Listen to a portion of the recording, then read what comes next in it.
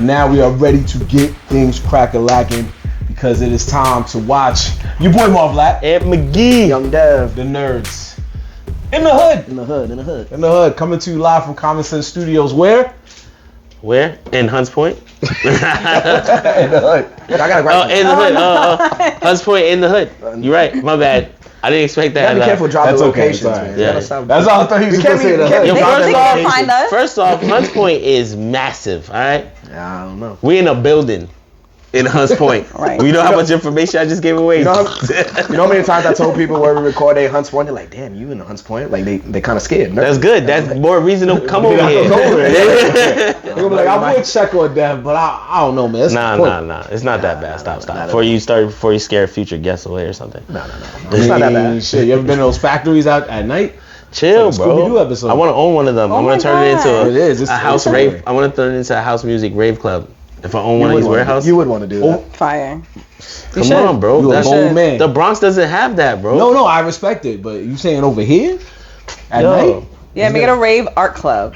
Ooh. That's fire. See, she's thinking outside the box. Yeah, art That's club, a future baby. long. That's a. She's been giving ideas since she's been here. I have, haven't You I? really have. But You really have. hold on. But you saying like that's what I'm saying. You saying a Hunts Point though? A rave spot there? That's a Yo, Law and do you Order know- episode waiting to happen right there. Do you know That's a Law and Order episode waiting to I saw happen. Eric Preed. Is a multi-million-dollar laser show. Like literally made the news. Multi-million-dollar laser show at the Bronx Expo Center. You know where that was? Where? That shit was on those train tracks over there in Hunts Point. They put 100 porta potties over there and said this is a club now. I respect that. Probably didn't take that much money either. I mean, I don't know how much they made. I'm gonna tell you the truth. Some of my friends bought a ticket for $75. Some of us bought a ticket for $25. Some of us bought a ticket for $45. So it was a scam. It was just all over the place. The lasers was legit. The club was legit. I mean, the show was legit. It was a holographic show. It was legit, but it still was in Hunts Point. It was an interesting spot. So you can make it better. Yeah, You get your I can do it better. But enough of that. I respect enough of that, bro. No, I respect that though. No lies. All right, enough of No, us. but Join. you're right. Enough of us join. Yeah. What we here? Let's for? get to our Let's guests. introduce. A little friendly banter, but now we are here, and like we've been saying this whole time, we have a special guest. For those of you watching us on IG Live, you've been hearing us basically advertise this, but she's here in the flesh. So go ahead and let these people know who you is. My name is Kai, Hey. and I'm from Washington Heights. Hey. Hey. Not that anybody needed to know that, but You gotta- we you gotta- uptown, you gotta so rep- you gotta like, rep your yeah, set. You gotta rep your yeah. set, you know, Uptown in the building. Shout I'm- out to Uptown. I'm Chief Creative Officer of Design House Bussant, and that is a design house me and my family run. And we dedicate the work, the fashion, to amplifying people's sense of self, both physically and metaphysically. I like that. All right. Enough. They tap That's dancing okay. upstairs. Tap That's- it up. That's dope. So, you said that it's a family business, or is it your business? Is just that your family helps you with it? It's my business that my family helps. Very nice, with, very nice. But I can't do it without them. Like, Everyone has their role. yeah, everyone has their role when the time comes, and the line overall. So it's a design house, and if you think about design houses like Dior and Margiela, they have multiple lines within it. And so I do a few different things under the umbrella of Bussant. And so whenever I can employ my family, they are with me. Like, they help me put on shows, they help me produce photo shoots. The last editorial we did, all my family were the models. Oh, that's dope. Oh, that's very dope. Yeah. I like that. I like a nice family business. Yeah, so and Bussant is my last name, so it's the family name, and it is for family. Like, the mother line is for family. The spirit is The for spirit is family. for Yeah. family. Busan is what? Is it Spanish, French? Yeah, I was about to ask that. It's French, but don't ask me what it means. Don't ask me if the spelling is right. Wait, what's your nationality? I'm super mixed. Now, I knew we were gonna get to that, so I prepared myself. I was gonna ask you. I'm like, she's from the Heights. Might be Dominican, but Right. I'm not sure. I prepare myself. Normally, I don't like to ask this question, but because of the setting that we are in, I will answer it. And I know a lot of people that follow me are curious, but I never give them what they you like the want. mystique. You Yeah, like I never give them what they want. I generally, like, Hey, if you want to keep that, you No, have to tell us. no. It's cool. I mean, you'll probably only hear it on here, and then maybe another time in the next 5 years. We got an exclusive. Yeah, definitely. We got an exclusive. I don't really advertise it. Pour that. Yeah. Clip this. Now, Yeah. if I wanted to put it in one word, I'm a Blenderican. A Blender Rican. Yes, I'm a Blenderican. Now, breaking that down, I'm Black, African American, Puerto Rican, and Indian. Those are the basic 3 that I give. I got a couple other things in there. I'm basically from all over, but Blenderican. Blenderican. I like that. I'm still trying to figure out where the French comes from. Yeah, I was like, that's why I stopped. I was like, maybe Haitian, Haitian, back in, when they used to colonize all our peoples, There we go. No, it, there it you hap- go. that, that's how that happened. First people. Basically, there's 2 stories that I was given. The most recent one was from a great uncle who just came back into my life. He's like 80 something years old. And so I'm just going to go with his story. And his story is, so the Indian side of my family, when you are a man raised in a house just full of men, when you reach a certain age, you develop your own name. You come up with your own last name. So your own surname. You don't take your father's surname. Interesting. So it's really hard to trace back lineage on the Indian side because you're basically coming up with your own name. But there were 4 brothers, and when they reached of age, they came up with their own name, and one of the brothers' surnames was Bussant. So Okay, man. that's how I get it. I always thought That's that how was we got interesting because, like, growing, like, especially you talking about way back in time, where we talk about colonization and, like, all the families that got pretty much taken by, and their whole name changed. Like, how do we, like, go back in time and find, like, where we actually came from? And there's probably a lot of families that have just been lost just out there because they can't trace back to nothing. They don't know their actual names, they don't know where exactly their origins from. So it's interesting to say because I never knew that people could just like, oh, you know what, and people change their name all the time. It's just like, you know what, right, my name is this today. And it's like, okay, that's dope. So since we're talking about origins, I wanted to get into let's talk a little bit about like where did you grow up, because you say you're from the Heights. So did you grow up in the Heights? Like what section of the Heights we talking about? Yeah, I grew up all over, but I'm from the Heights. Okay. 162nd. In Edgecombe. Okay. But I spent a lot of time in Harlem. I spent a lot of time in Chelsea, and I spent a lot of time in Bushwick. Okay. Yeah. Do you think that that like that setting is what kind of sets your vibe towards what you make, like your how you even your style of fabric and things like that? I think that the myriad of influences I've had growing up definitely influences my work to this day. Also being a mixed person of color, it's really hard not to be curious about all these different sides. And not all of them I was raised with like deeply, but I did get pieces. And so I think that if that weren't the case, my work would look very different. I do love a juxtaposition, things that don't look like they go together, and putting them together. I live for that. So yeah, I would say spiritually and energetically, my influences and the mixture of places that I grew up definitely influenced how I like to be perceived. And all yeah. That. I mean, so you say it's a family business that you run. Is anybody in your family that you learn from that are like designers? Do they make their own clothes? Like that's pretty much how. So my dad, I pretty much came out the womb like fashion is my life. Really? Okay. Yeah. Oh, so they pretty much instilled that in you. I mean, it just somehow was that. Like, I remember being really little and my parents dressing me in my older brother's hand-me-downs. And then I start pre-K and they let me dress myself. And so clothing was my first form of communication to the world. And it became a place of exploration for me. So I would go to school with the wildest shit on. Yeah. I was about to ask you, were you one of those kids that were absolutely. In every report card since pre-K, it's like, Kai is so stylish. She wore this, this, and this. And it's always like people are excited to see what I come to school with. What year did you start the company? Like, when did you decide like this is Bussant? I would say in 2009, 2010, I just started high school, and I developed this Lego jewelry line. And I was Lego jewelry line, and I was known as the Lego girl. Nice. Well, so you came decked out in I Lego, wish you had a picture of that. I want to see. I know. that. Wait, I can send you some photos from Facebook. Okay. So what was it like? We're talking. I did braids? a lot of chandelier earrings, a lot of Nice. big, long earrings. I would do. I would sell to men too. I would do small studs. So it'd be just like a couple cubes. Damn, I have some samples. I should have brought some. I should have brought some. That's dope. I didn't expect that at all. So that was kind of intriguing. So like you're taking the Lego pieces. Are you like? I'm taking the Lego pieces. I'm drilling holes in them. I'm gluing them together. I'm stringing them onto chain. I'm putting them on jump hoops. I'm gluing earring backings to them. It's like a whole thing. I also made some bow tie necklaces. I made this fat ass like collar. I did a collaboration with another artist. She did really abstract tie-dye. And so we kind of blended forces and did a couple one-on-ones. But I was slinging Lego jewelry. I kid you not. I would go to all the lunch periods. So this is when you're younger, like what, high school? She said high school, yeah. She said high school.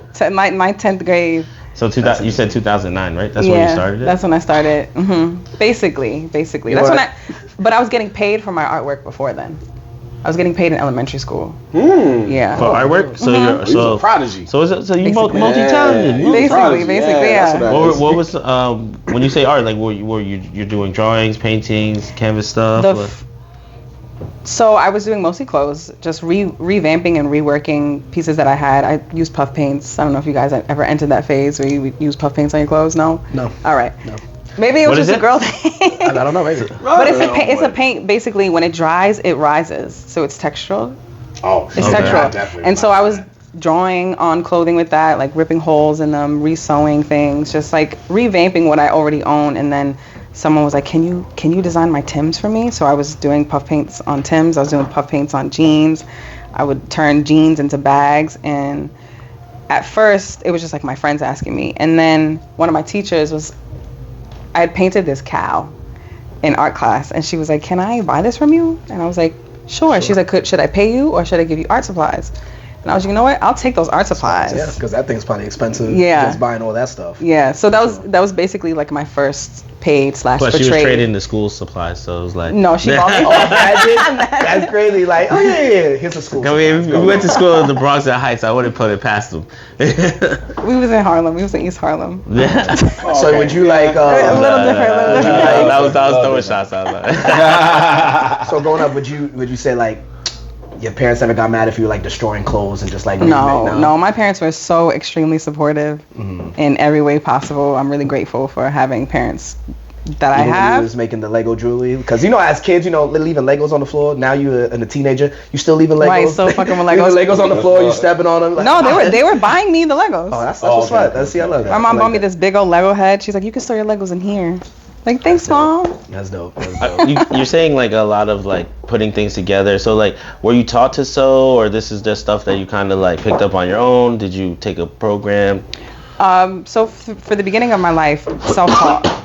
Self-taught? When I remember being like 4 years old and already being interested in sewing, and my parents let me just sew a piece of fabric like into a ball. We had cats when I was very little, and I wanted to make my cat a toy, so they just gave me like some t-shirt scraps, and I was just sewing into it with a needle. Like, no one's telling me anything. I'm just sewing into this. No one's like, "Be careful, Kai." I'm just needle and thread. This 4-year-old, and so I learned from there. And then in high school was where I basically got all my fundamentals. I went to the High School of Fashion Industries in Chelsea. Oh, okay. Yes, I know that school. I don't know. Like, I've heard of it. Fashion Industries. So that's like a big. I mean, that's one of like, isn't that one of the top, like considered one of the tops in New York if you're into fashion? For sure. It's definitely one of the most like developed programs, like, because it's basically a trade school, but also high school. How do you get into something like that? Like, you have to test and you have to develop a portfolio. Yeah. Okay. Yeah. Yeah. But they do a test so they know where to place you, and then they really, when I was applying, they accepted a wide range of skills. They really just wanted to see that you had an aptitude for it, not that you were skilled in it. Potential. Like, be able to grow. Okay. Basically. I've seen that before. And they have those in like those performing arts schools too. Like, you gotta come with some type of like monologue or something, and if it ain't hitting, then you gotta, exactly. They want to know that you're connected to it already. Alpha Fake tried to do that when I was, back in my dancing days. I was like, oh, I want kind of go to a dance school. You danced? I did a little bit. Yeah. What kind of dance? Fake Chris Brown over here. Chill out. Wait, I gotta see. He said, "Yo, I gotta see that. Yo, I gotta see, yo." Yeah. That was actually a good answer, yo. I gotta see, right there. It's been a while. I used to dance hip hop, definitely back in college and high school. Like I said, I'm old, so I had 2 surgeries on my feet, so I don't move like I. Okay. But I just recently started. The surgeries had to do with basketball. But it had to do with basketball. But it affects the dancing. Why? So I just recently actually started taking salsa classes back again. Oh, I love salsa. So like I've been trying to get back into dancing my little salsa because I can do everything. Man. It's lit. Yeah. So, but yeah, I'm trying to get back into dancing. But I just remember like growing up, like I don't know who I thought I was. I used to watch like You Got Served, and I think I could do everything. So right. I told my mom like I want to go. He was in the version I said. I got served. I got served. Bootleg version. Who got served? Just me. But I never knew what it would take to actually do that. Like I had like maybe 1 or 2 friends that actually went to performing arts schools. I had a friend that did actually go to a fashion school. So, but I just never said. I was like, I wasn't that dedicated. So it was just. So you learned all the styles of dancing, and then when they needed you to dance, you vanished? I know you're not trying to bring in an avatar. You're trying to bring an avatar. I just thought that. He was like, I do a lot of shit, then I just stopped. Well, the only reason, like, it's to do dumb shit. Like, he used to practice the elbow slide joint. I used to get light back in the day. Yeah, like, I can see you getting light. Yeah, that was in the high school. But it wasn't like something I used to like take classes on. It was something I would just do with my friends. Yeah. And like, you're all good, man. I learned bachata merengue, like being in quinceañeras and Sweet 16. Yeah. Like that's how I pretty much learned to Spanish dance. parties, So. yeah. But it was fun. I always wanted to go to a performing arts school, but it just wasn't in the cards for me. My mom was like, "Nah, you're going to high school with your brother. Get up out of here." That's a fact. But that's how it goes, man. Talking about school, I was gonna ask you if during that time that you were in that fashion institute, was there anything that you like felt like you was excelling in, something that you felt like this is the direction I want to go, that kind of steered you to become the person you are right now? I got a follow-up question to that, but I'll let you know. That's a great question. So, are you curious about my high school years, or like are we going further into No, the just future? like however you feel comfortable and if we're talking about like seeing something in high school that furthered you to where you are now, or just something that you just kind of gripped onto and have been running with that. Yeah. Or whatever's on your mind. I mean, it's a great question. I feel like it's a very layered question too. I would say in high school I noticed that I was really good at sewing, like construction-wise, on the machine. Things are really straight. Things look really good at the end of it, and that's like the quickest part of the process. There's so many steps before that you have to get through to finally sew.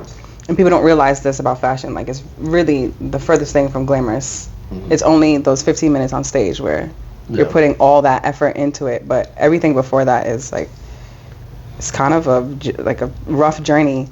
But I noticed that I really enjoyed developing ideas and developing really far out ideas and seeing how far I can get them to like be showcased in the 3D. Right, we're in 3D. That's our realm. Yeah, so this is 3D. That's the thing. Right? Not 4D. We live in 3D. Okay. I think we live in 3D. Yeah, we live in 3D, not 2D, but, right? I mean, what if I don't know. I don't even touch that. But I think we live in 3D. Yeah, we're 3D. Yeah. Because shit comes at you. 4D would be the fact that you can smell it. You get what I mean? Yeah, I was like, that's all I'm saying. Well, 4D, you would talk be- about 4D is technically the fact that you can smell and Feeling feel and and stuff. Because when you go to a Right. 4D Senses, movie theater, Yeah, there's if there's a spraying smell, they throw spray wood things at at you. you, and like Yeah, they got if movies like it that. smells, then they throw a weird smell into the movie Yeah. theater. So are we technically in the 4D then? So then- It's a mix, Yeah, yeah. it's It's a nice mix. Yeah, probably 5, yeah. Nah, I don't know. we Man. on We're human another beings. dimension. If somebody Yeah. throw wood at you, you ain't. No, but you're right though. I believe you're right though, because when you're saying that you're trying to create something and from when it's flat, it's 2D, Yeah, and you're making it into something tangible, which Right. is technically 3D, right. right? I love conceptualizing, coming up with ideas. When I started styling music videos, that's where I found another love. What music videos have you stopped? Word. Damn. On the spot, man. I know, it's just you said that, so we was Yeah. In my mind, I was like, word? yo, is it somebody I know? Somebody we know? There might one artist. Iman Omari. I've heard of him. Yes. Okay. I heard of him. I think he's indie. We all looked at Dev like, I know, the fact that y'all look at me. It's like alternative R&B. Yeah. Very like floaty. oh yeah, yeah. don't he kind of sound like a Mario a little bit or something like that? Chill out.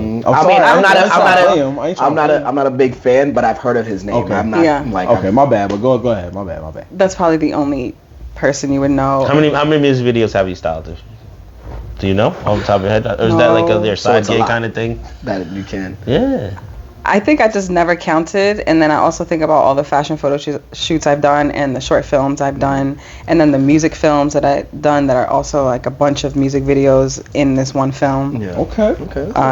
So there's a lot of layers. It's not. So you're saying that you do short films. Is your short films for you and your fashion, or is it like a whole nother thing that you're just like putting out there that's off the top of your head, like ideas that you're trying to bring to life? Yes.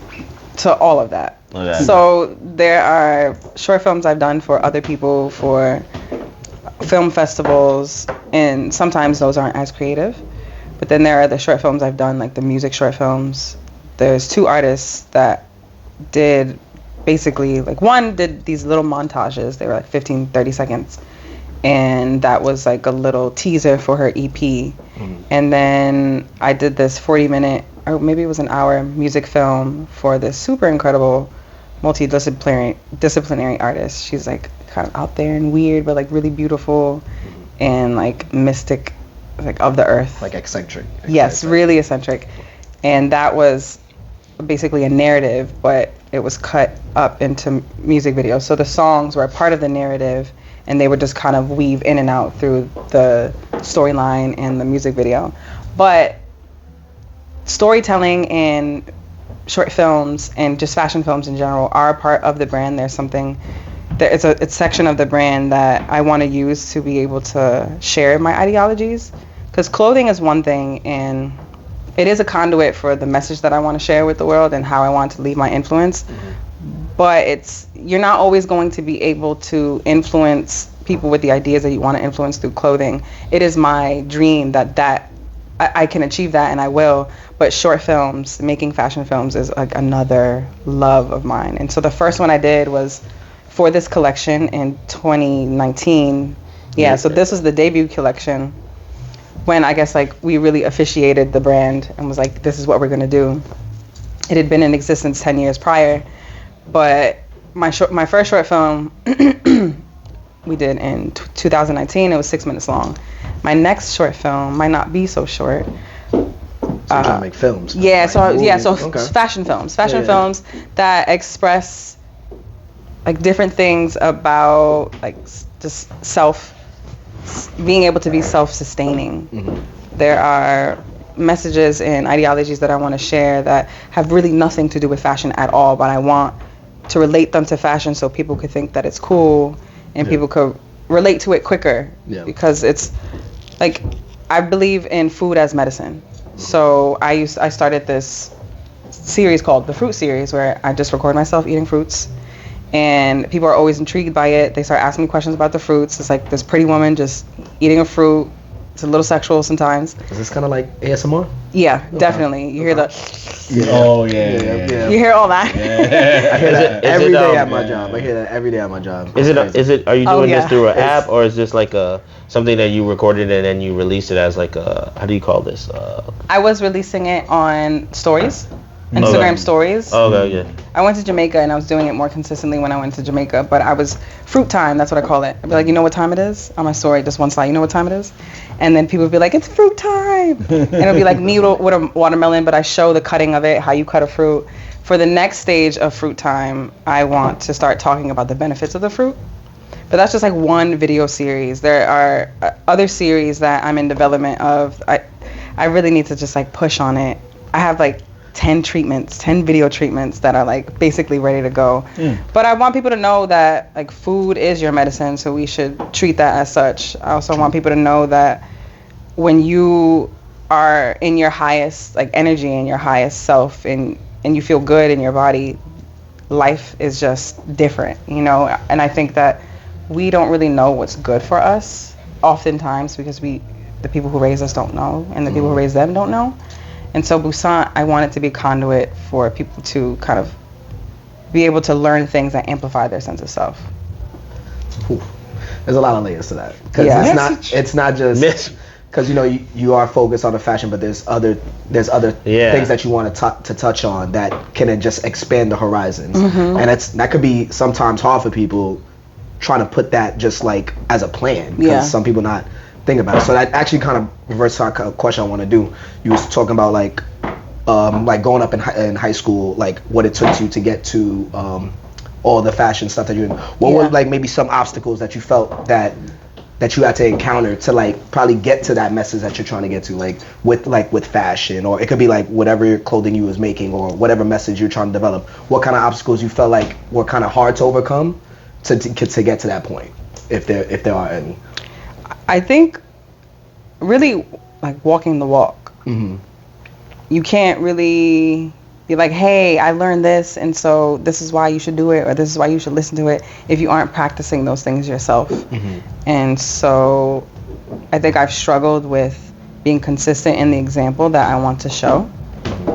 Because life just be getting on you, and then you're like, oh, fuck that yoga. I'm not doing my meditation today. Nah, I'll have the fries over the fruits. Like, it just feels a little better today.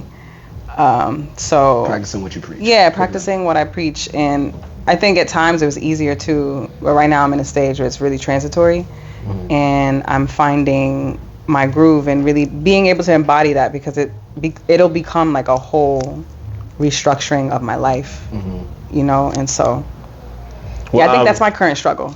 That's a lot of people. Like, there's always a goal we always want to reach. Like, even with us, when we try to do like where we want to see our podcast go, and it's like we want to set things out like, all right, let's do X, Y, and Z.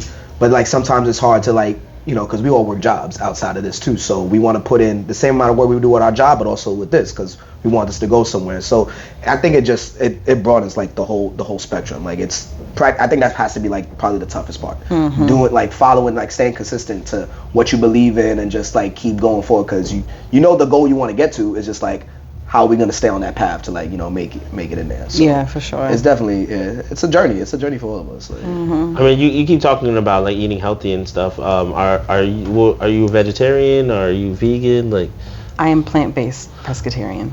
Plant-based pescatarian? Yeah. So that's what? Plant-based, and then, but isn't that fish? Explain that to him. Yeah, so It's fish, right? yeah. So the only meat that I eat swims. Okay. All right, that's what I thought you were saying. I was like, all right, so you eat fish. Yeah, but I've eaten. I eat fish. I eat fish.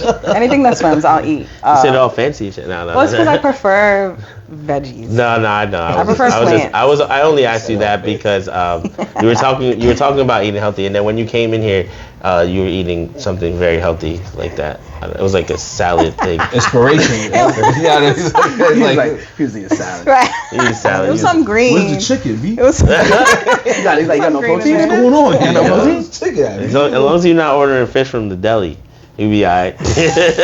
Damn, what if she does order fish on the night? You just put her on the spot. No. I think You're not wrong though. I did that once. Ugh. What fish are you ordering? Not tuna fish, right? No, Well, tuna's alright. Right. That is the only fish I'll order from the deli. I don't know about anything breaded, anything else. I'm not sure. Took it out of the He was trying. Took it out of the cow shop. Somebody was like, yo, I think I want fish sticks today. I got fish sticks here? The fish fillet from McDonald's. He's like, let me get that. Let me get that, B. Let me get that fish fillet. I'm just eating fish. That square thing. No. I did. They opened a can of salmon. Like, it was some mush.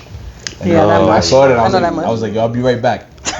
Tuna's not my thing. Damn, you made them waste some Yeah, I made them waste that can. That came salmon ain't cheap. That was the right choice of your end, though. Don't worry. Well, I have not been back to that deli since. So, Yo, we were talking a lot about high school. Did you go to college? I did. Okay, where was that? Pratt Institute. You're some smart. It's an art school. Art school's different. Smart. Yeah, art school. I mean, I don't know anything about art school. I can't lie to you. So. I was gonna say a bad joke, but let me stop. You my mans. I love you. I didn't say nothing. Always trying to. I didn't say nothing. I stopped myself. I stopped myself. We just had one little comment. I stopped myself. I didn't say nothing. I know when it came in my mind, and I wasn't gonna say nothing. I didn't say nothing though. Maybe you're fun to flame. Wow. Oh. Is that the case? Are you fun to flame? I have friends that are fun to flame. That's fire not, bid. don't I put me love in that that. category. That's what I'm saying. Don't put me in that Yeah, it's category. No, bro. I'm not gonna joke on him. I'm not. Anthony, I love He you. takes a joke. I love That's that. what he does. And then when he tries to come back, he goes nuclear. So it's hilarious. That's what it is. So we can't cross that boundary. Yeah, Don't cross his boundaries. He'll pull out some file. He'll pull something out the file. Be like, yeah. You see him get the key out the. That's only if you hurt my feelings. Drop the Alright. nuke. If you really hurt my feelings, I'll be like, where you said that? I got something for you. I've been holding on to this one. Right, here you go. Yeah, it'd be so wild. You'd be like, God damn, bro. All right, I'm never mind. gonna be You're like, I'm gonna be I'll never good. do that Yeah, again. yeah, I'm not gonna do it. truce. I'm gonna be Nah. good. I'm gonna be good. All right, so let's Go ahead. I'm gonna go. I'm just saying, based off your Instagram, I know that you know, this is some of your fabrics here, but it looked like a couple years back now you were doing a lot of swimwear. Is that where you started?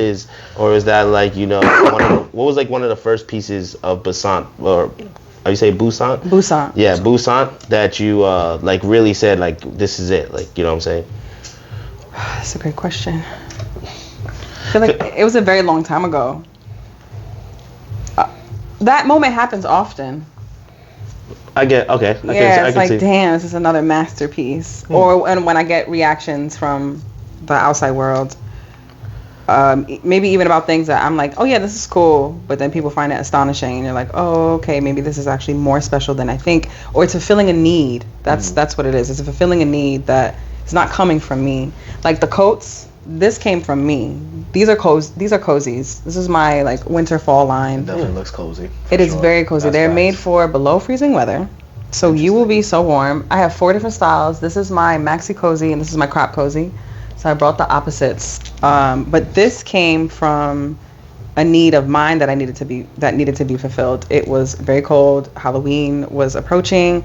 I was like, I'm not trying to wear no black coat, no down, none of that. Was it Everybody down with the North Face bubbles? No, not into it. If I got a costume underneath, like I'm gonna just put on a North Face on top. That doesn't look good. Yeah. So I was like, you know what? Let me make a coat. So I found this fabric, neither of these, but it's basically the same fabric, and I made it, and then I wore it, and then people were like, yo, where did you get that? And I kid you not, everybody was like, where did you get that? Children to old people Yeah. were like, where did you get that? Can And this one make is me called, you one? said this one is called the what? The maxi cozy. So you have a crop top cozy, a maxi cozy, and is there another one? Yeah, so there's 4. So it's maxi cozy, the crop cozy, the damn, not me forgetting the name of my pieces. It's hard when you're on the spot. I know. The trench cozy and the tall collar cozy. So the trench looks like a trench, and I think that might be the one that you said you really liked. That was more ornate. Yeah. So But at the collar, had buttons. Maybe not. Maybe it was this one.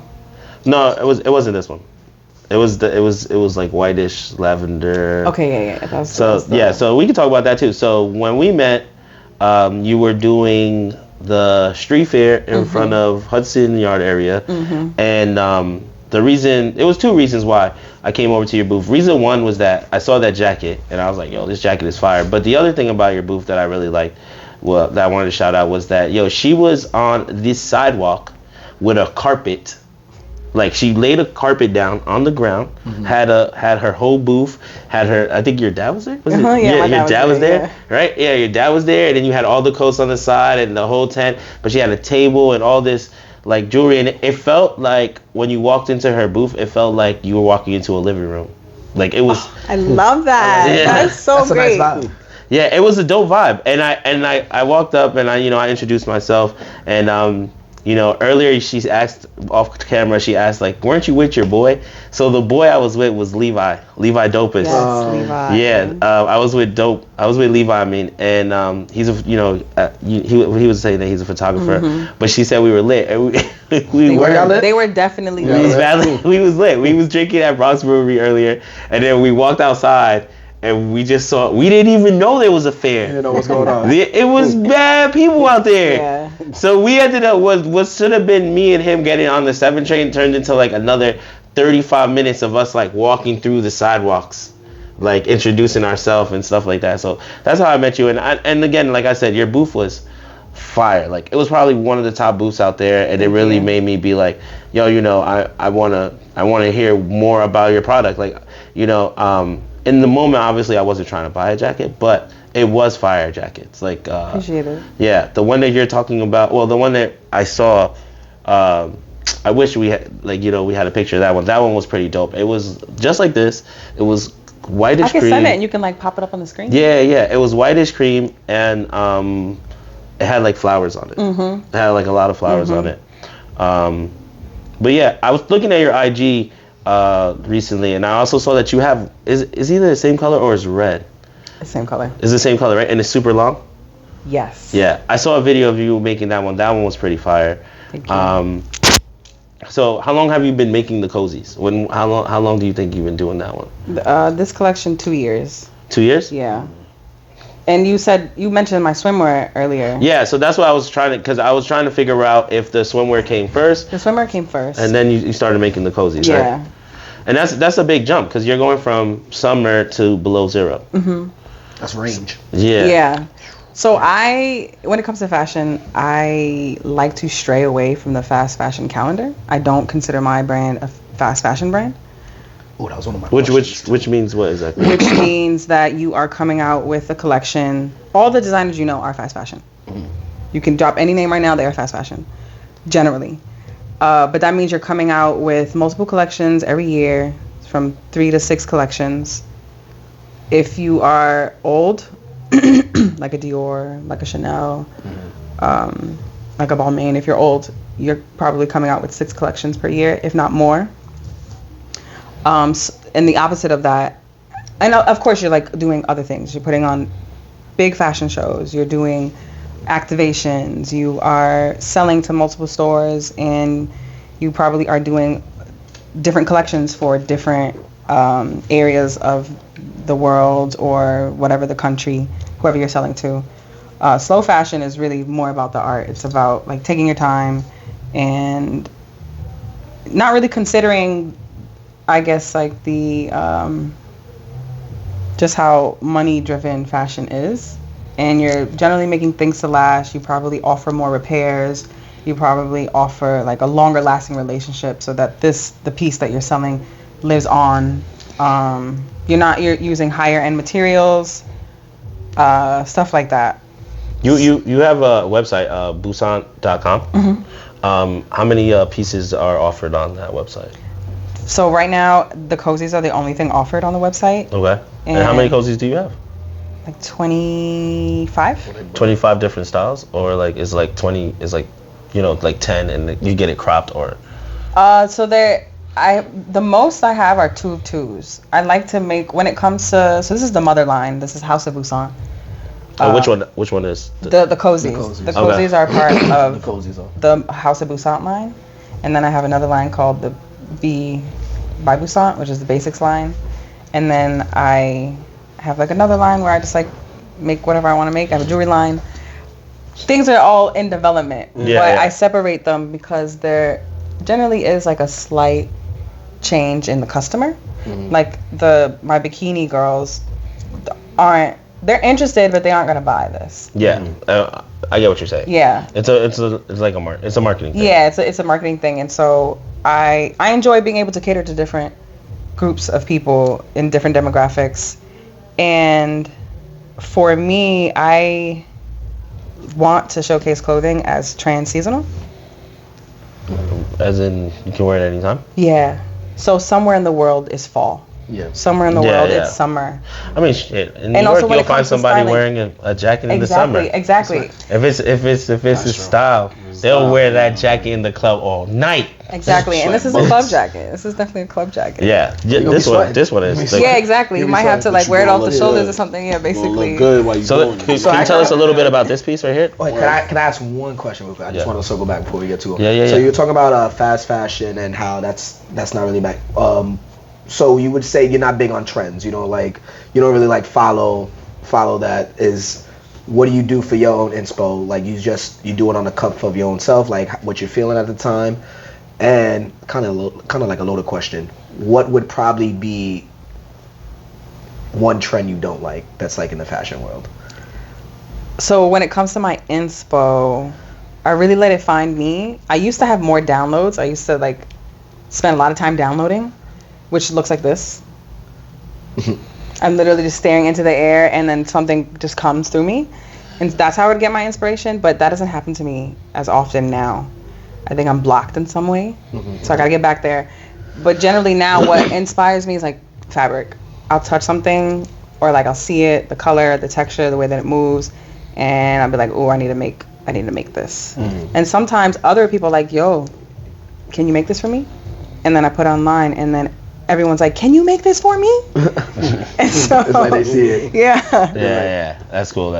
So it comes to me different ways. And a trend that I don't like, Something that you see everyone wearing, you're like, that's not it. Like, it's like, why are people doing it? And you can say it. It's like, you might hurt somebody's feeling, but right, I'm okay with that because I does this. Exactly. Fashion is my thing. Exactly. Okay? So I feel like you're the person to say like, and I started a very long time ago, so they can't tell you. I'm claiming my space. I can do that. There you go. That's right. Let's see. Well, shorts that show the under cheek. Oh, okay. What are those like biker shorts or something stuff like that? Any kind of short, like the jean shorts, that's my least favorite. When girls wear the jean shorts and the ass hangs out at the bottom. Okay. The Duca Hazard joint. Yeah, the ass cleavage. I don't know why, it just frightens me. I can see that. I feel like, girl, no. Let me go walk with you. Let me take you to the train. What makes it frightening? Oh, because you think like some dude might get creepy? I mean, already a fat ass is nice. Then when you expose the bottom cheek, you're gonna have men chasing after you like dogs. That's true. And I just can't handle that. That's not just. I can't handle seeing it.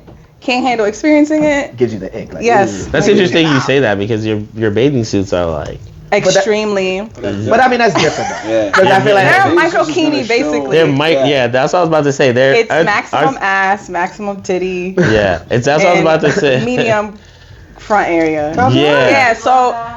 Yeah.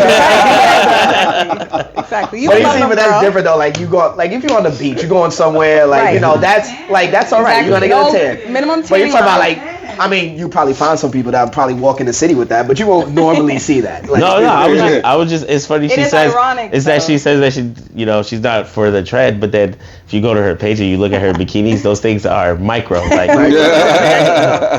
they look very good though. But then you see, there's things for different situations. That's right. It, you know, the bikinis are a transformative piece. I kid you not. Like women buy them, wear them, be like, yo. I had necks turning. I never felt so confident. I've had the best sex in my life in a minute. Whoop-de-whoop. That's I'm good. like, okay. That's confidence right there. That's confidence. That's it. When you said maximum titties, maximum ass, that's Yeah, maximum titties, maximum ass. that's what it does, right? But that sounds like something that you wear and it makes you feel confident. Cause I'm not gonna say I'm a fashionista because I'm not. But I like to, when I see something I like, I'm like, you know what? I put this on. Like, I feel good. Like, walk with a little bit more confidence. So it's like that's why I try to. Again, I'm not a fashionista. I'll put something on. If I like it, I'll put it on. And, I just want to walk around. Like, I want people to see me. I might take two walks around the block. Like, did you see this? No, not wow. I like that. Just say, guaranteed that person's going to get some action. That's what he heard. Buy my fabric. Buy my fabric. Right. This will make you look sexy. You're going to get some action tonight. That's right. Yes. Like the homie said in the commercial, I guarantee it. Yo, you should send that with the guarantee you gonna get Guarantee you gonna get action. in a little postcard with every purchase. That's marketing right there. Yeah. Like, okay, sis. All right. You're gonna have fun tonight. You're gonna get a lot of comments back. Yo, good looking now. You was right. It was a good weekend. All right, so you did say that.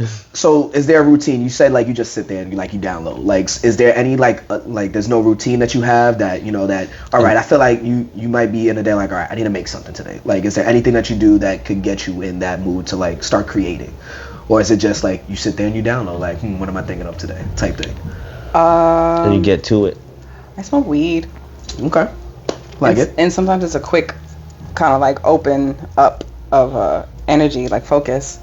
But honestly, it's really been hard to maintain my inspiration lately. I'm not to throw off the conversation, but so when I was in Dominican Republic, I was at a Mecca art show, and we saw a panel, and the panel was like Luar speaking, and there was someone else there, another artist, but I keep forgetting her name. But just to bring it up because we're talking about it, they talked about artist blocks. Mm-hmm. They talked about how it's hard to find the inspiration sometimes, and he spoke about how he personally just goes to DR and like he gets his inspiration from being super relaxed and just being more comfortable with himself. So I was gonna say, like, do you feel like your writer's block right now maybe just because you're in the same space and you need more inspiration, or is it just I love that question. What a great question. So I agree. First of all, Luar is amazing. Oh, he was cool. I'm not His gonna work, lie. I got to talk to him a couple of times. He was cool. Yeah, I feel like just through his work, you can get a sense of the energy, and like I know he's really cool. But yeah, he's right. When you're relaxed and you're in tune, that's when the ideas can flow to you. So actually, on the 10th, I'm going to LA. Actually, I'm going to Torrance, but I'll be going to LA. But Torrance, what's that? California. Oh, that's in California. Mm-hmm. Wow, that's somewhere I've never heard in California. You just told me something. I've never heard of it either, but I found a really lit Airbnb, and it's so close to the beach, and I was like, this is perfect. I want to be by the beach, and I want to make my way to the fashion district. But yeah, since the beginning of the year, I was doing meditation, breath work, and yoga, and that was really helping me maintain my connection to myself. But I stopped it for whatever reason. Sometimes there's no reason. Sometimes things just like kick you off. And so I'm kicked off currently, and I feel the difference. And what's been kind of like pulling me is like, I need to get away. I need to get out of the gray city. I need to get away from the buildings. I really want to feel some sand. I really want to feel some water. Funny, I was watching this video, and this man was talking about sand and what it does to your body. It like basically recharges you.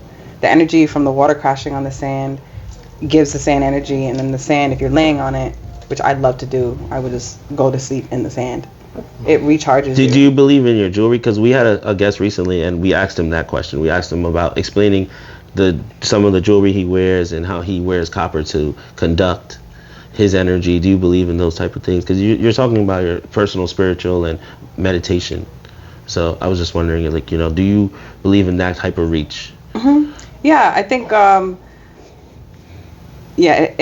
I believe in it because it's true. Like there's no choice. When you know, and you can't unknow. Yeah. And so copper is a really amazing metal, a conductor of energy, and when you put it with other materials, it does really magical things for the body. And it's like, this is old knowledge. This is not new, by any means necessary. It is so old. So old that we've forgotten, and now it's coming out again and we think that it's new. But I love costume jewelry. I love gold, definitely love gold, but I love costume jewelry. So I'm wearing lapis and I'm wearing a ruby, and a pearl.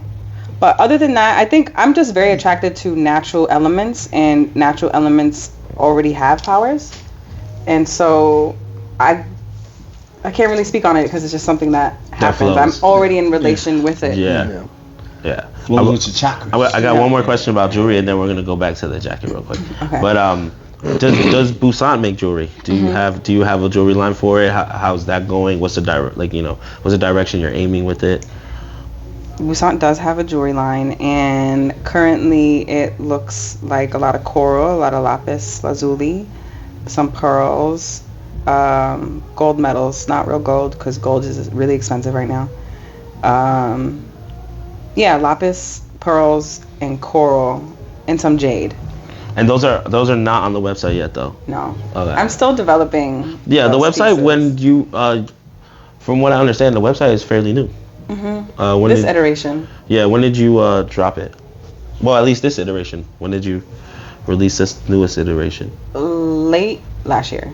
Late last year. Yeah, my friend worked on it, Nigel Ransom. Yeah. She just started designing websites. And it's funny, like 2 years ago I was like, yo, because I knew that she was doing this, she's learning coding. I was like, yo, can you make me a website? She was like, no, I don't feel comfortable yet, like I don't have that, my skill set is not there. And I was like, all right, fine. Then the next year she goes, can I make your website? And I was like, absolutely. Like I was waiting. I was waiting. I was training. It's in the dojo. I was in the dojo. I think I'm ready. But now I'm ready. Right. You know, Basically. that whole time she probably was there like training just to do your website. Yeah. She was like, yo, I gotta do this, which is dope. That's dope. Yeah, grateful for sure. All right, so Is this a dragon? yeah, so Yeah, that's what I was it's a gonna say. dragon. So I wanted to talk a little bit about the fabric. You know, why did you bring the dragon? Why did you choose this one? I felt like it was fitting. I mean, watching the episode that I watched and just knowing a bit about Nerds in the Hood, like, and then meeting you, having that lit conversation that we did at the market, I was like, yeah, the dragon's it. I have a peacock, I have a panda, and a dragon. We definitely give them dragon. Do they symbolize something to you, or No. It's just you just was like, They're just energies that I wanted to convey. Like, again, I guess thinking of how I can market these things. Like, the dragon is kind of cool. Like, anybody who watched anime would think it's dope. Anybody that's a like fact. born in the 90s would think it's dope. Anybody born in the 80s would think it's dope. Like, it's a energy to generations because it's not just one generation. And so I thought men would like it, women would like it. Like, it's a women's fit, but you don't know how many men be like, yo, this is lit. Like, I would wear this more than women, specifically this one. Nah, The this peacock is gets fire. different eyes. The panda gets different eyes. But the I think you might have dragon, been wearing the peacock when I met you. probably. What color Yes, is that one? it's blue. Yeah, I was about to say it's the blue it's one, blue. right? Mm-hmm. Yeah, I did. That's the one you showed me, the peacock one. Yeah. Peacock, you gotta let me fly. That's actually a question. How do you feel like? I mean, I feel like, of course, you relate more with women, but when you styling, do you feel comfortable styling men? Yeah. Like making, like, have you made? Well, I guess most of your stuff is like kind of unisex, right? Yeah, this is the first collection where I was like, I want to make things for male bodies. Yeah. So Did you find it difficult, like trying to, like, probably like see what actually looks better, like actually diving into like men's styles and like No. just sizing, fitting, and sizing, yes, Yeah. but styling, no. No, right. Yeah. Okay. I'm a guru. Wait, say it again. I'm a guru. I'm a guru. That's it. That's all Yeah. you said. Just period. There you go. I'm a guru. No, but I've styled a bunch of men before, and I know what they like. Like, give or take, there's some things I could learn for sure, but I mean, I'm I a feel like- guru. I feel like what- right on the I feel You're like- saying, like you're saying Dragon. guru, right? Yeah, I'm so a you're a girl guru. guru. I'm a guru. I might not be But pronouncing you know it what's so right. funny? I mean, that's the truth, because I feel like, women have style, and I'm pretty sure you guys are both in loving relationships. They were like, babe, this looks good on you. I think you should wear this. And I think I just have that keen eye, and it's like, you know what? At first, you probably wouldn't have liked it, but you're like, you know what? I think this does look good on me.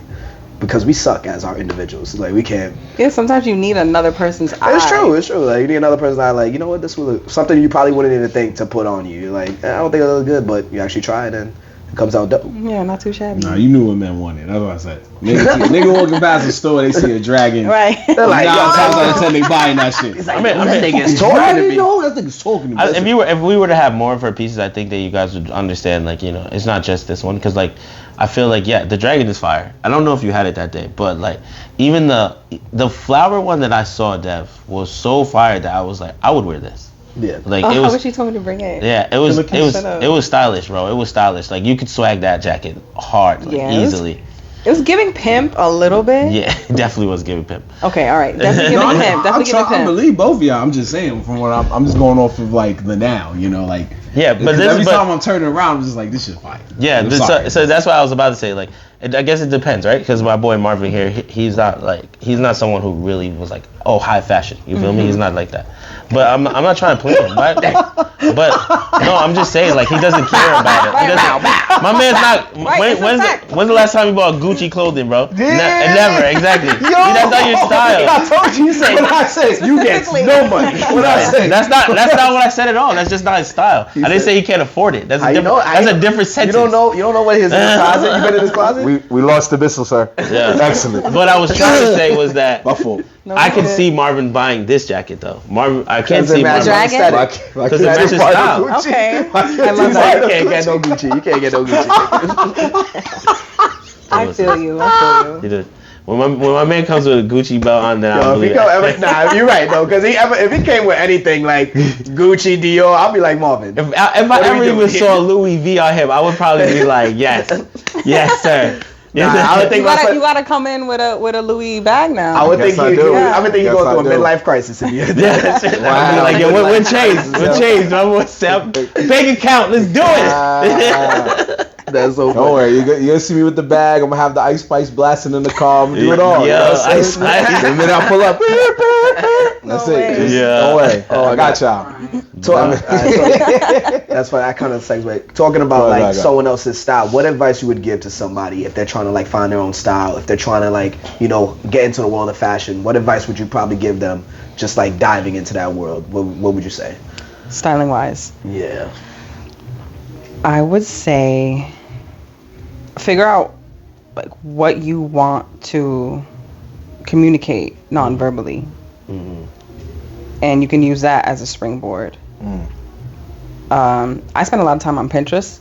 That's really where I've been finding my inspiration lately. Yeah. So I would say take a dive on there, but first figure out the message that you want to communicate, the things that you want to convey, how you want to be perceived, the colors that you want to use, because when things are, you don't want, because it's really easy.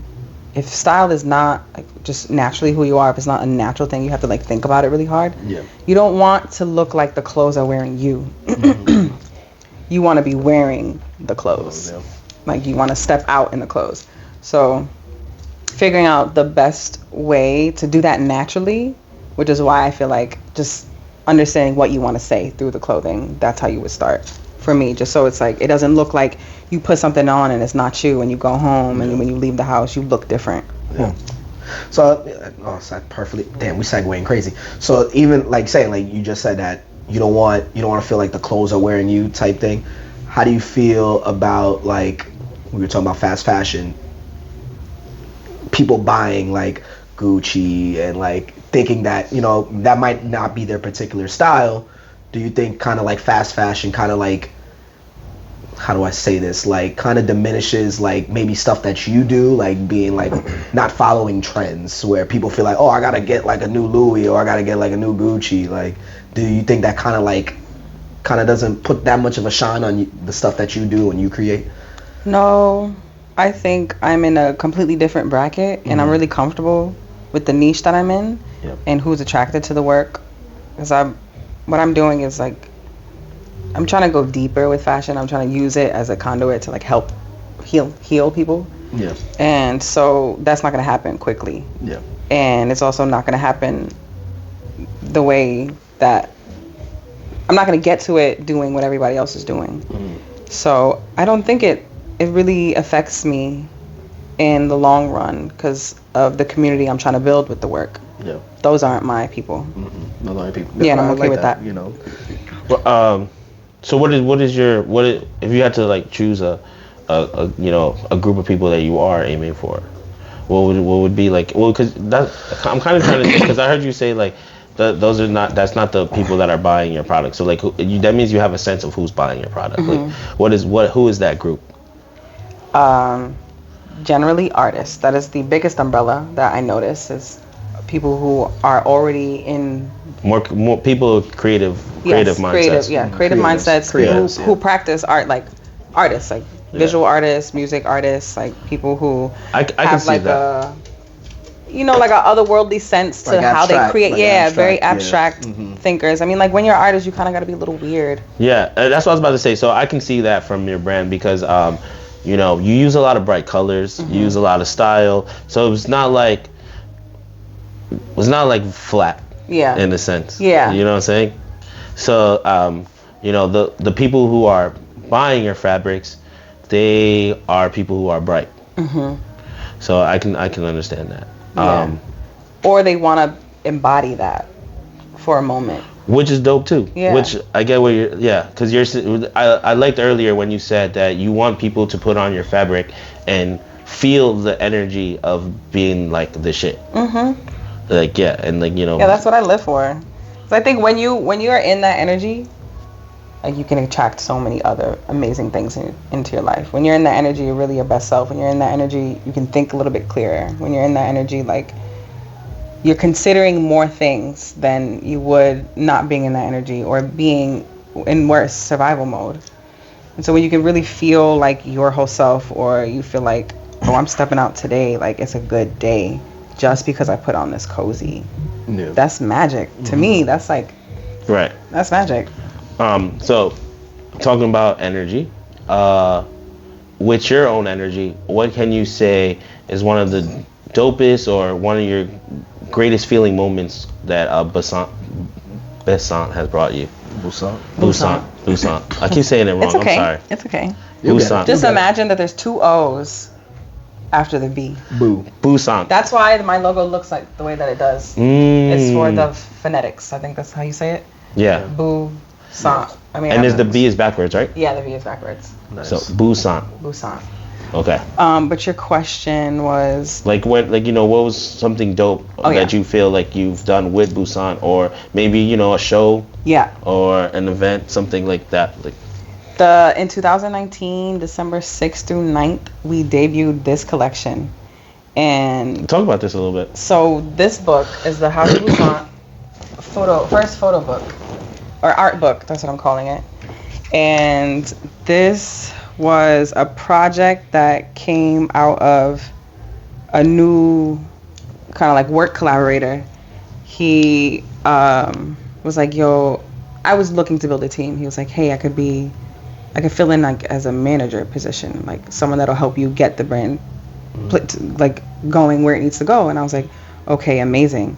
So he's like, do you have just old pieces we can whip up together and do something with? And I was like, yeah, absolutely. So from that moment, my mind just started going, and I was like, I want to do a 3-day event. I want to do a film. I want to do like just some really outlandish things with Bussant. And so we did. We put on this project. So we shot the film. I don't even know how I shot that film.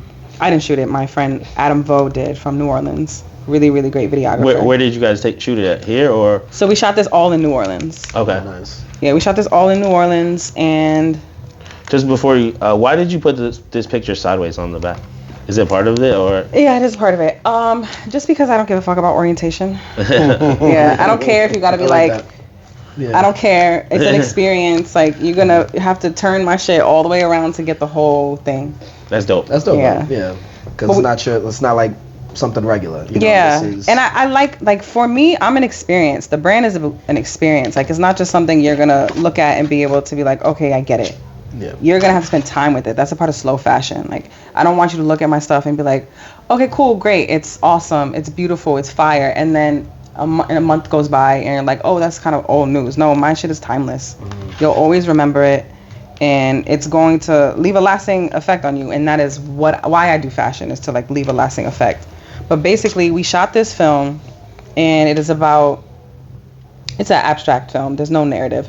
Okay. But it's a glam collection, so everybody is in glam, and I wanted there to be this otherworldly feel to it. So basically, the 7 members get invited, and I could probably show you the film once we're done. Okay. It's actually a really great film. It's only 6 minutes. Okay, yeah. But they get invited to this dinner party, and the entire table is just covered in fruits and veggies. Oh, nice. And when they get there, there's like this shift in, like, you don't know what stage of reality you're in. It's abstract, so you don't really you don't see it, but there's a feeling, there's an energy. The music changes with it too. But we did that film, and then we converted this old style home that had a pool in the backyard, little, like, not even an amphitheater, but the stairs were kind of shaped in an amphitheater. There was a foyer, just really beautiful old New Orleans home, like you think of, unfortunately, Slave Master. But it was just very, very iconic. And we converted it into a gallery.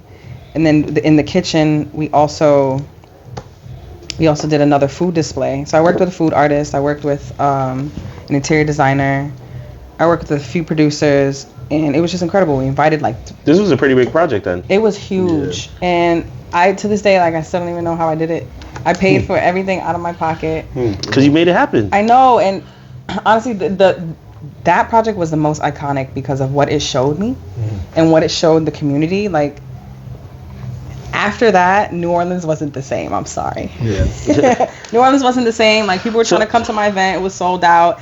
I changed. That's what I was just about to say. So this was an open event, like an open ticket event. Yes, like people it was free. Oh, it was free. It was free. Okay. And people were signing up, and it was just like. Yeah, but we had capacity because it's a house. Yeah. It's someone's home.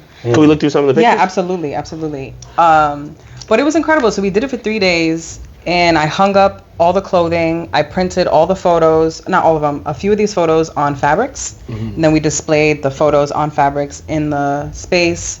We used some of the scrap fabrics as like decoration. I beaded the chandelier. And all of these fabrics are obviously yours. Yeah, everything I made. Very nice. Everything I made. The makeup artist is really talented. And then these are all the descriptions of the characters. So I like to develop storylines when I come with collections. I give everyone Anxiety glam, silent glam, flower glam. So was that your first time in New Orleans, or? I lived there for 5 years. Oh, you lived there for 5 years. Okay. Yeah, I lived there for 5 years. And this is my friend Nigel Ransom, who also made the website. Did you make that too, the shoe? No, the shoe is Julian Hakes. I was just wondering. It's an incredible shoe, though. He made it after the shape. Yeah, it's strange. He made it after the shape of a mojito. So these are called mojitos. Oh, okay. The mojito glass. If you see the shoe in the box, that's the only time it makes sense. Okay. Yeah. So you lived there for 5 years, so you were just like probably immersed in that culture, and that's what like pretty much got you to come up with that idea. Yeah, I think so. New Orleans I've never is a very been. spiritual place. I wanted to go. Heavy like, 'cause I've heard, energy. Heavy energy. If you're looking to get inspiration, go there. If you're looking to get healing, go there. If you're looking to like shake shit up for a little bit, go there. If you're looking to party, you can go there too. I've heard nothing but good things, so it's on my list. It's on my list of things to do. Talking about party, the chair glam. This is giving like disco club style. Even the bag, like the way you styled everything here. This is very nice. Yeah, all this is really nice. Yeah. I also like the butler too. I just saw that one. Yeah, the butler's lit. That's the only fit I didn't make. We gotta find a way to get these pictures out so we can show the people. Yeah. We gotta see what we can do more. Yeah, we could definitely work on that after the show. Yeah, I can send these to you. I'm also selling the book. Okay. Oh. Yeah. Well, that changes things. Is it on the website? Not yet. Okay. There's a lot of things not on the website. All right. It's working. You got the. Yeah, I'm wearing a lot of hats right now. It's a little hard. I mean, I can imagine That's juggling all that stuff. Like I can imagine how difficult. But I mean, you got the vision. All you gotta do is just you put it there. Yeah, consistency. That's my thing. I just need to stay consistent. Yes. Did I have a follow-up question? Is there any, not just in fashion, but maybe in film, any director, artist, producer that you like want to collab with? Like it's like on your list. Like hopefully one day I get this person and we could just make some magic. Anybody. And we can tag them too. Be like, yo, work with them. Work with them. For me. Dang. Okay, so the way that I think of that about that question is who I want to see my work on, and that is a bit of a lengthy list. Okay. I feel that. But I guess some names off top. Rihanna. Of course. That's also my birthday twin. Okay. We share the same birthday. Treacherous little twin.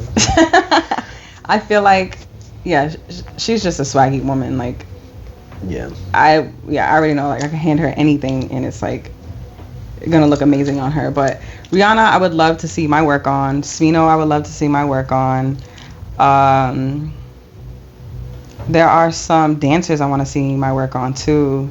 Shaylin Kulotin, I might not have pronounced his name correctly. Okay. But movement is a really big inspiration for me too when it comes to designing. I like to envision my clothes in movement. That's dope. And so sometimes I get ideas from that. But there's a few dancers and they're not from here. I saw a video of you talking about how you have trouble, or at least in this video, you were talking about how you were having trouble hanging a garment versus putting it on a body. Is it because it's easier for you to, because you see the whole vision, like? Yeah. So that me and my dad were shooting product shots in the backyard, and I was just, it wasn't working out for me. It was my first time using a body form. And the body form wasn't the size it needed to be. And so I only work on human bodies. And so it was such a learning curve. And I really didn't like it. It made me uncomfortable because I was like, the garment looks like shit now. Yeah. I mean, it didn't look like shit. But because It's not your vision. Yeah, right. It's not your vision. I'm looking at it through my eyes, and I'm the eyes that made it. It's like it's not hitting the way that it needs to hit, and so yeah, I was just mad frustrated. But my dad was like, "This is how it goes." Is there any garment that you tried to use that didn't work out yet, and then you're like, you're gonna run that back? Okay, that happens often, but I don't ever finish making it because I'm like, this is not. It's not happening. Yeah, I'm like, abort mission. But that's also a bad habit. Anything that I make and I put out to the world, it's been thought through, worked through, sampled. I mean, as an artist, as a creative, you're gonna have that. Like, you're gonna go through those times where it's like, all right, you start something, it's like, all right, it's not coming out how you want it. Yeah. So maybe you just put it down, or you just like, just let it sit there until like maybe you find something that's like, shit, I could do this to it. Right. That's a part of the process. Like, yeah. I wouldn't even say like it's not a waste. I don't think it's a waste. Yeah. Like, I think that I've always said that anything. I had this conversation with somebody one time. They were like, just even the ability to think about creating is a process in itself, right? Mm-hmm. And then to bring that creation to life, and you're doing more than the average person already. Like, you know what I'm saying? Even with us, a lot of people talk about how we're doing this podcast stuff, and they're like, yo, you're dope. And I look back and I'm like, we have 200 and something episodes. I don't even know how the hell we did that. That's amazing. we got a lot of content. Yeah, so I do get what you're saying, where it's just like, sometimes you stop on things, Mm-hmm. but like, I agree with what Devin was saying, is that stopping on things doesn't mean necessarily that it's a waste. Right.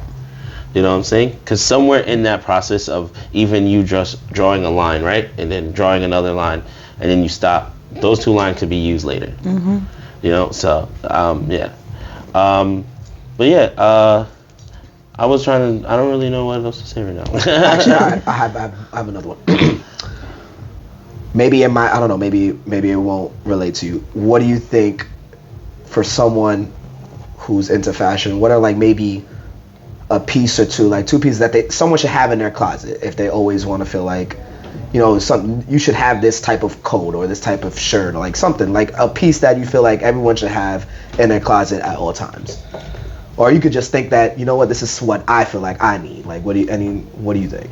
I think a good pair of well-fitting pants, whatever cut you like, flare, boot cut, skinny, whatever, something that fits your body type well, and an outerwear piece that, like, because you could have on a really simple fit, then put on a fire coat and people be like, what are you wearing? Like, where are you going? So I think something that's like a statement outerwear piece and a good pair of fitting pants. Yeah. I like that. Take some notes, eh? That's the last joke. I'm not stylish. that's I'm not stylish. You know at all. Yes, you're not. No, you honestly not, bro. Honestly, I'm gonna give you some props. I'm not stylish, I don't know. bro. I You've mean, been when putting I the met battery you, in your you back. definitely pulled up swaggy. Levi pulled up swaggy, and y'all were lit. I was like, who are these swaggy lit guys? Levi is a swaggy dude. Levi is pretty swaggy. He's a sneakerhead, right? Yeah, he's a sneakerhead. Yeah, I remember him going on and on. Yeah. Swaggy, bro. Yeah, Thank thank you. Did you have a I varsity He's coat never on or heard something? those. No, that was Levi. Okay, See, my bad. see, look, she said a varsity coat. That was Levi. He came with the. He was. If I'm not corrected, if I'm not wrong, he either was in his fucking exclusive ass Pharrell Nerds varsity jacket. I think that was it. Yeah. Or he was in the brown one. He has a brown Supreme one that is heat.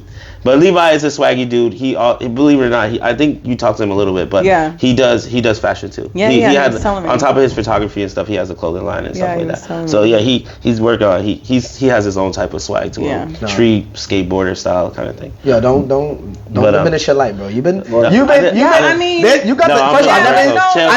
chill. You coming a little swaggy. Both of you guys are. Men's fashion is so interesting. I'm street. Because I've never seen him in my life. Never seen him put out anything corduroy. I know, corduroy are fucking fire. And that's what I'm saying. And I just happened to just look. I was like, time out. This homeboy's wearing corduroy. With the 3/4 length shirt. Come on. You don't see people with 3/4 length. He wrote I I was like, this is a perfect length. Yeah. But I know what you mean. The like baseball cut joints. Yeah, and it's subtleties with men's fashion. It's subtleties and it's fabrics. I love men's fashion. Wait, what's going on? He missed what he said. He said something to her. What I say earlier though too. He actually just said he's like you see him in his corduroys. She actually bought them for me. Okay. When I say, I was like, yo, the so girl's she gonna look whispered, I at bought them. those shit. She Sorry, got cut the you off. taste. She got the taste. Yeah. I said, who put the My- battery? my- Who put the battery in his back? My swag is very basic. Nah, but you got it. But very listen, basic streetwear. you had to put them on though. I wear mad hoodies. That's men's fashion though. Yeah. That is men's fashion. It's Similar quality hoodie, of yeah. fabric. Yeah, It's yeah. tight. I'm, It's I'm known That's for wearing facts. Supreme hats. The only reason why today I didn't wear Supreme hats is because this is one of my friend's brands. I bought this recently, and I thought it was cool to just wear it today because we were talking about fashion stuff. So Yeah. I was like, Gotta I was like, you know, I'll wear, an off-brand, not an off-brand, but just another brand, not your top. I'm sorry. But But yeah, it's funny because I like growing up. shout out to what is it called? Chiquita. But what's the name of the brand? Chiquita. Oh, that's the name of the brand? Yeah. I thought it was the machete thing. Cute. No. Oh, that's just a shirt. My bad. One of the shirts. Yeah, I thought that was just her name. That's why. But you see, as you grow, you're fat. You broaden our horizons because growing up in like Gun Hill where we grew up, we was wearing Tim's like regular stuff. But like as we've met people, especially like people like you, who are like who make their own clothes, it's like like things I would never see to like a hat I might not wear or a shirt type of style. Like as I've grown older, like my closet has like expanded. So it's like it's good interacting with people, seeing like it's something that you wouldn't wore before. You're like, you know what, maybe I could pull that off now. Right. Yeah, people stop. I mean, it's all about stop pulling off, man. Like, so you saw the Dos Flacos interview. That guy, he came chilling because it was just an interview. But if you go and look at Dos Flacos' page, my man wears crop tops everywhere. I love that. He's a crop top dude, right? And Every he time I've seen swags him, he's it. been Like in a crop he top. makes it. Nobody can say he looks bad in that crop top. They'll be lying. Love that. He's working. Like, yeah. Even me, I'd be like, yo, bro, I don't know how you can wear that. If I try to do that. Me personally, my stomach would be cold. I'd be like, Yeah, nah, I can't do that. Like, my stomach would be cold. I can't do that. Yeah, it would look crazy, bro. And I got a beard That's belly. confidence right there. Yeah. That is confidence. I That's love facts. that. That is a fact. I love that. I mean, what that is, like, you got to be confident in what you're wearing. Like, no one Yeah. can tell you nothing, type thing. Exactly. I want to ask you a future question. So, what is if you had to pick one like major goal that you're setting yourself for and your company, what would that be? I will own a art island. Ooh. Art Island? What does that mean? Explain. So the debut project that we did for that collection, it was basically like an activation, like a museum, so to say.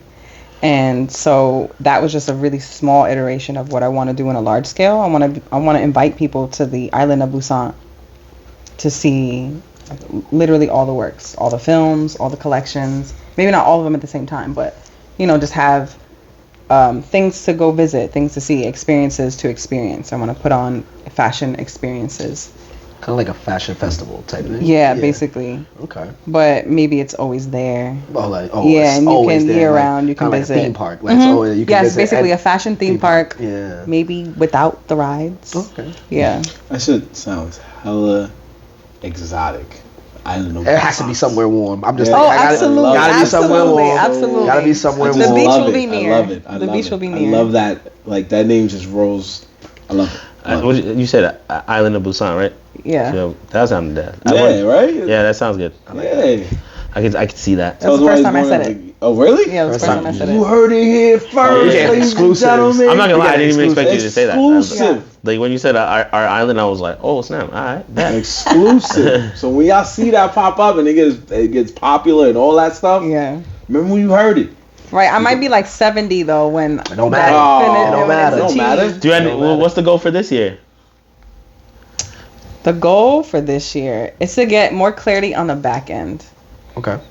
which just means like really getting thorough with my business plan, really getting thorough with my marketing plan, really getting thorough with the logistics. There might be some legal things I need to do.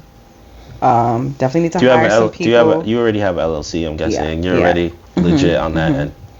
But I like started way before I incorporated, and so not that I'm playing catch up, but I learn along the ways, and there's a lot that I know about running a business, but I need to just dial back a little bit real quick so I can get things on paper in a more solid way. That just helps me, and then whoever I hire, it'll help them.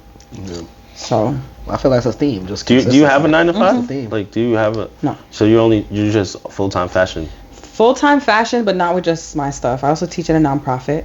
Okay. I teach these Bangladeshi women how to sew. Oh, okay. No. And they are eventually developing their own manufacturing company, and so I'm here to head that.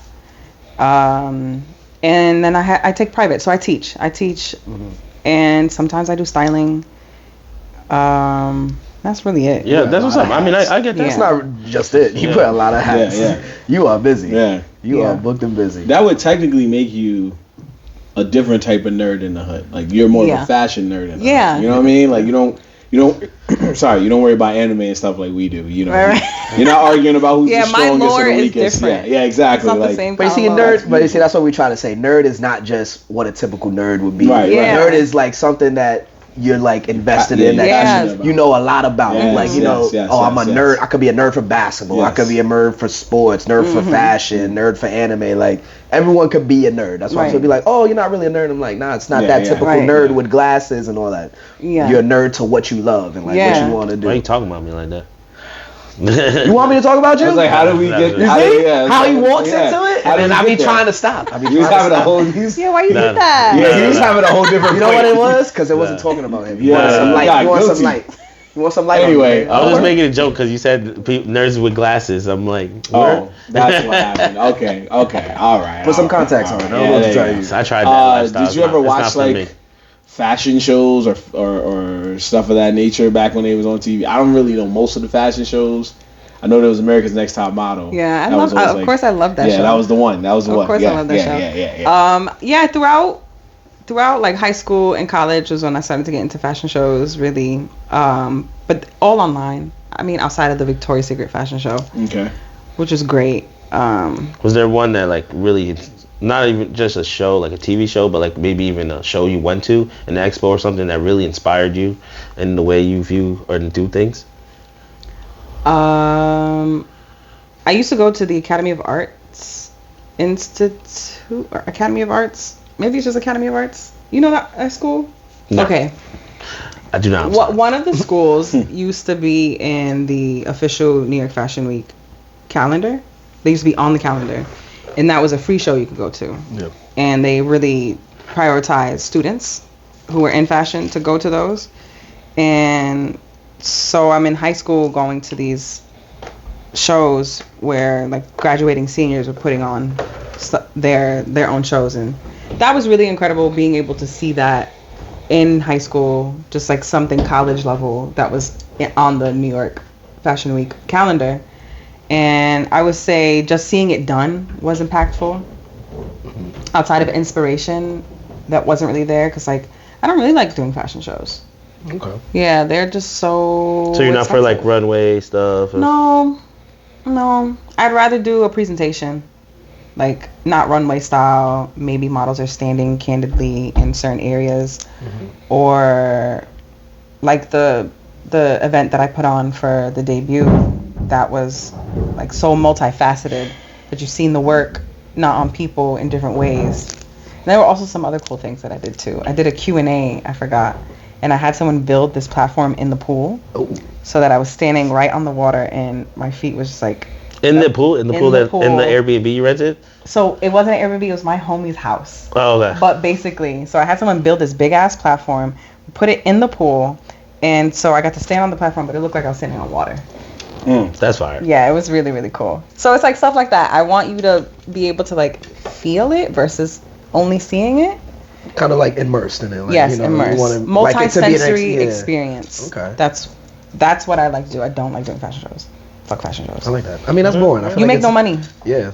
Not that you always need to make money, but I feel like it's just been done. Like, it's done so much, and it turns into like, you see the person walk in and then you see them leave. Yeah. And you probably won't see the piece until like maybe the end again. Like, so it's standing art. You're standing art. Yeah. It's like a piece that's just set up there and you could go buy it. Like you could go. And it's really for online stuff. It's for online content. It's for bloggers. It's for magazines. It's for hype. Yeah. you rarely sell your runway clothing online. Interesting. Yeah.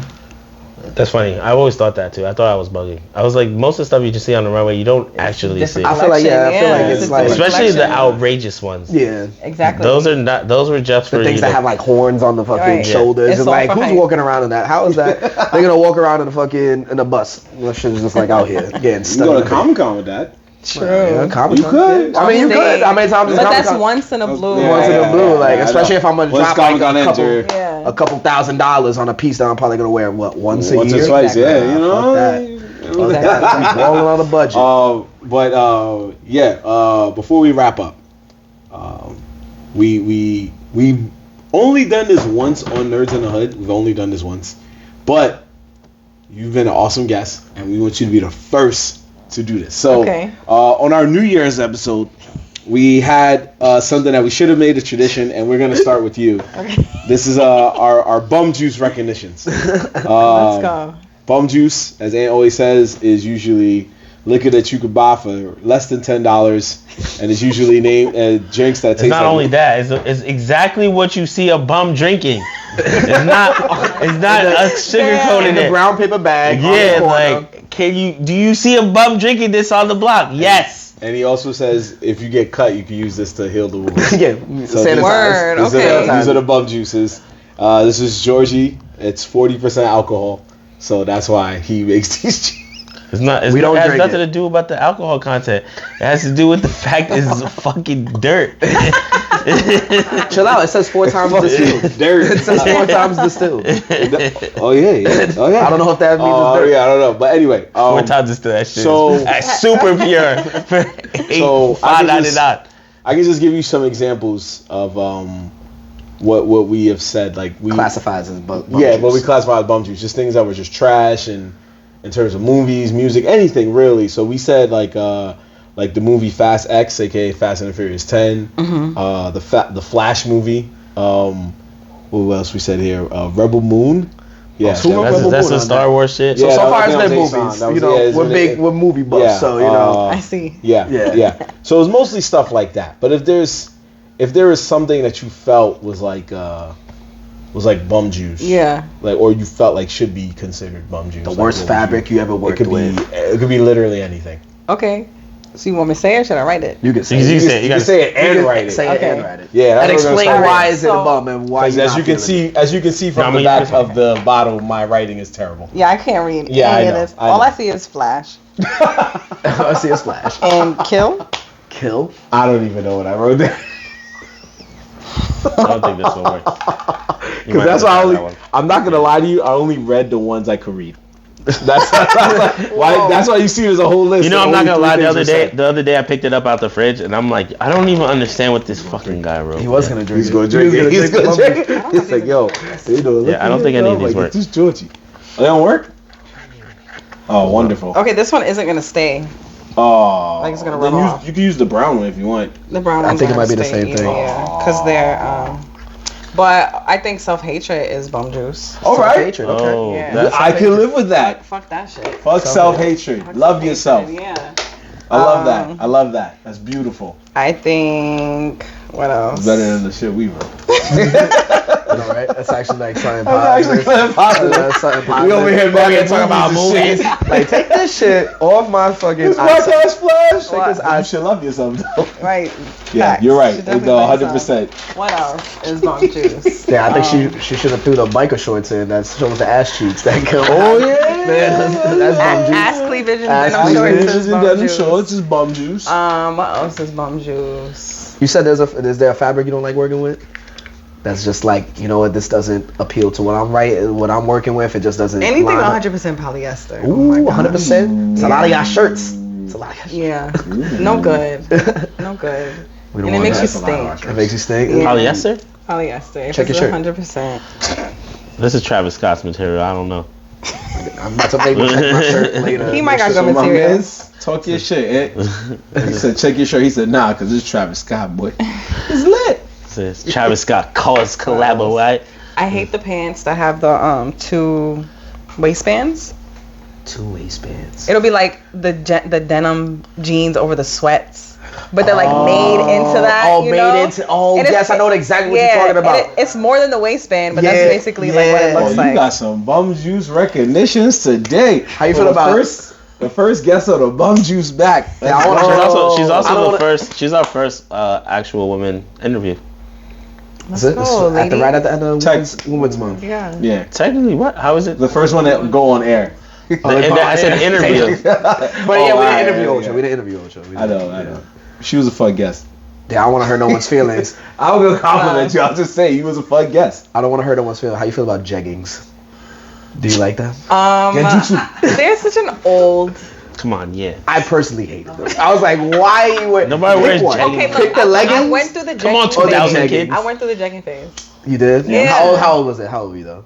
I was like, it was middle school. See, Middle I told school. you, 2000. I'm seeing people in their 30s still wearing it. Nah, I Yeah. didn't see that. He's not seen it. wrong. Do they live in the Bronx? Some do. Okay. Some do. That makes sense. That makes Some sense. do. I'm so I have sorry. seen-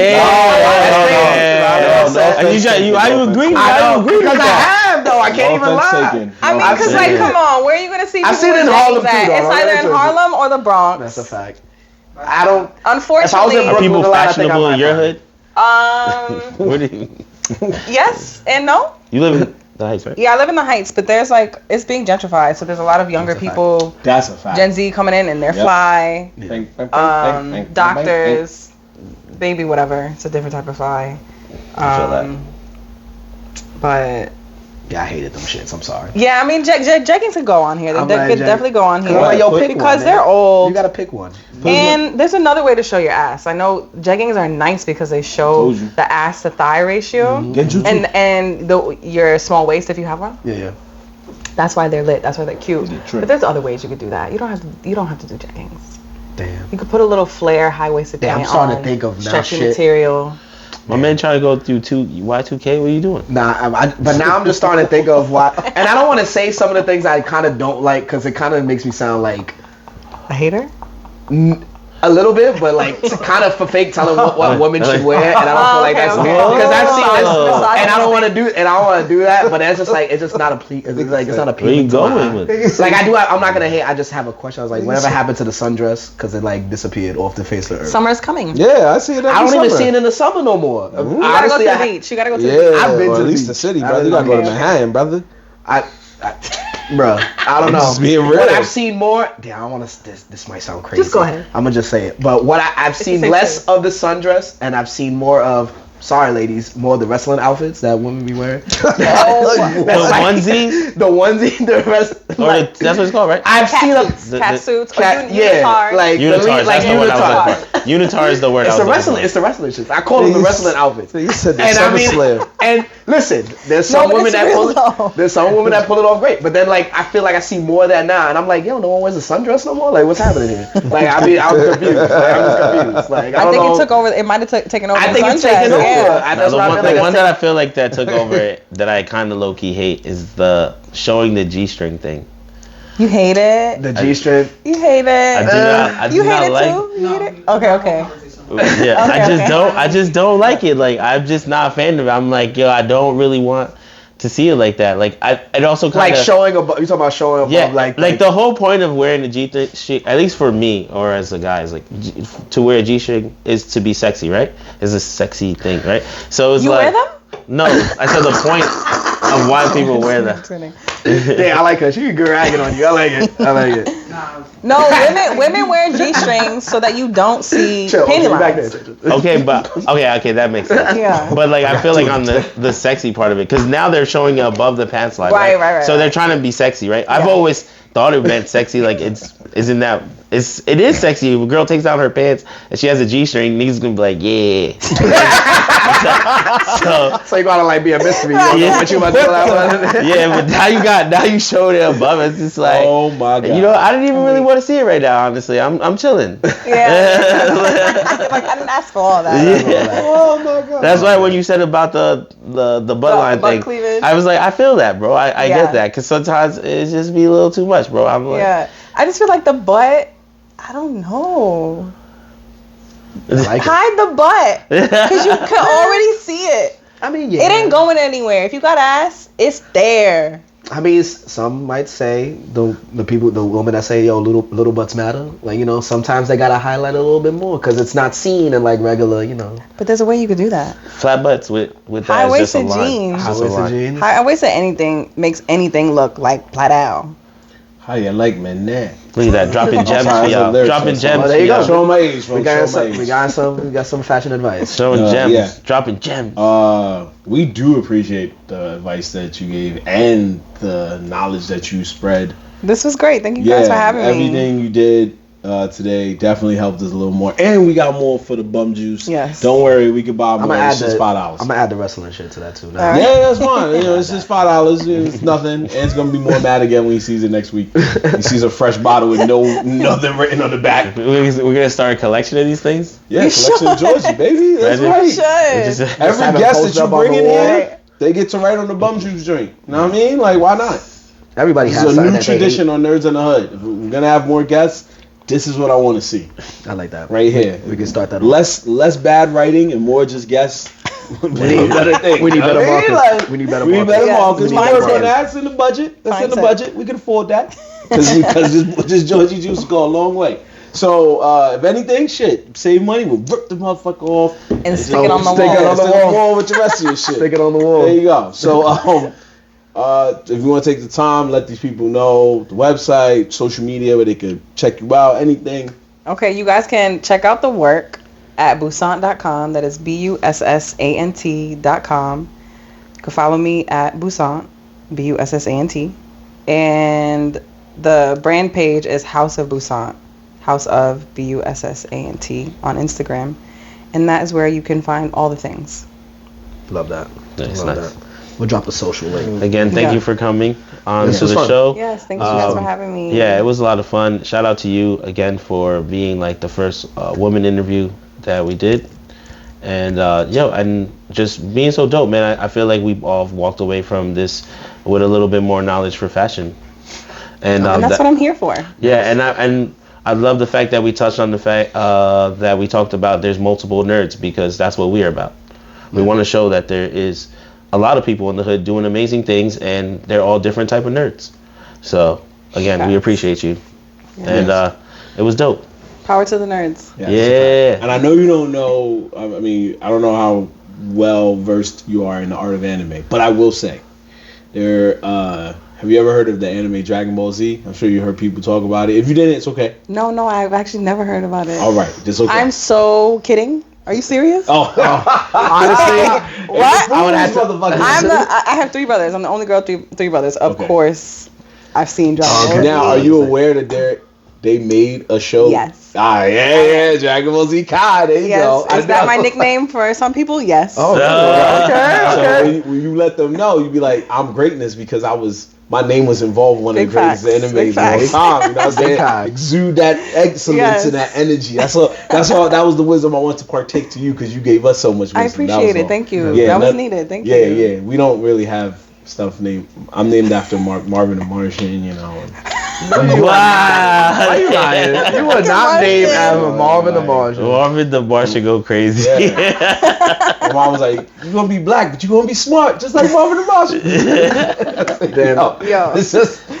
Let's not explain where Ed McGee comes from. Come on, chill, bro. I did not say. That's my last one. I'm sorry. That's my last one. It's love. I was talking about myself, sir. I don't know.